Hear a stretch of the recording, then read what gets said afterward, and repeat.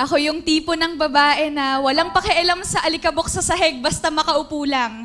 Ako yung babaeng walang pakialam sa hadlang basta mapasakin ka lang. Ako yung tipo ng babae na hindi sinusundan ng tingin. O nililingon man lang, pero sige, ako na lang rin yung babae na okay lang na mangawit basta matitigan ka lang. Hindi ako yung pang-angas sa tropa. Pero araw-araw, ipagmamayabang kita. Hindi ako makinis, hindi ako maputi, hindi ako mahinhin.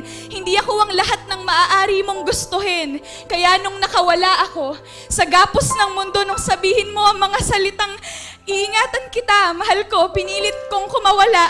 Sa ilang taon ng pagkakagapos sa akin ng kalangitan, bumaba sa sarili kong kamalayan at naniwala sa tayo lang. Nilamig ka.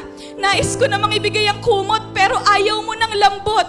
Kung gusto mo lang pala ng libangan at ng init sa katawan, bakit mo ba ako binulabog sa kapayabaang pinaglagyan mga babaeng pinangakuan ng pagmamahal pero iiwan ding sugatan? Bakit?